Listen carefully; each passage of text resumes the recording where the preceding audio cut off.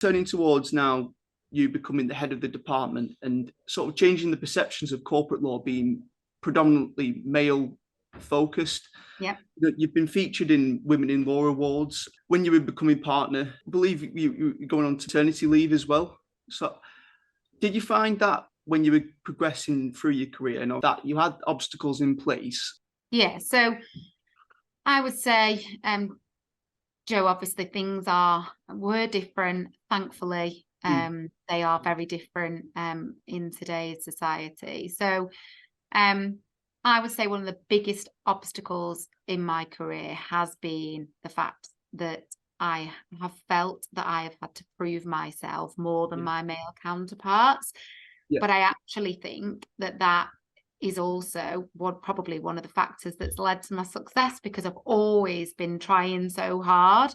Is it right to have to try so hard to prove yourself? No, but it's right to try hard, isn't it? And obviously, and like I say, come to work every day and deliver and do the best that you can do. But I did at that particular point of my career feel that I had to try harder than my male counterparts to get the roles that I wanted to achieve, and thankfully that is not the case now. Taking Joe's point forward, one thing you champion is the access to the legal industry. Do you reckon we're getting closer to having more equality within this, equality in terms of men and women within the industry? I know at Forbes we do our gender gap pay reports, and the makeup of the employees we employ at Forbes majority are women. Do you think we're getting closer? What would you?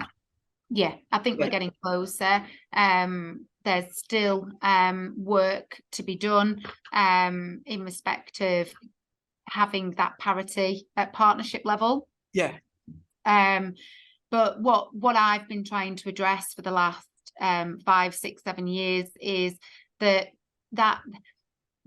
thought process of, I've now had children, which generally happens around the senior associate time. And unfortunately, there has been so many conversations that I've had over the past where people have thought, I can't have both. I can't have a career in terms of I can't be a partner. I can't take it to the next level and have a family. And I'm a huge advocate of, yes, you can. You absolutely can. You can do both, because we will support you as a firm to enable you to be able to have both. You might, if you don't want both, then that's obviously absolutely fine. But if you do, then Forbes is the perfect platform for people to be able to have both, because we recognise that home life, that work-life balance of whatever you're doing outside of work, be it raising a family or being committed to sport like Joe is, whatever you're actually doing creates you to be a well-rounded person and a happier person that will actually bring that happier person into work, that's able to commit more to the job. So I'm just going back to your question, Adil, it's about making sure that we can get people to still want to continue to come through the ranks, but we are absolutely getting there. But for now, for me, the piece is now wider. So for Forbes, it's about equality, diversity, inclusion and belonging in every aspect, in race, culture, sex, every single aspect. What I'm desperate for at Forbes is that people can come to work and can come to Forbes as an individual. You are who you are. And that we will support and believe in you, and you can represent that individualism in whatever way you want to.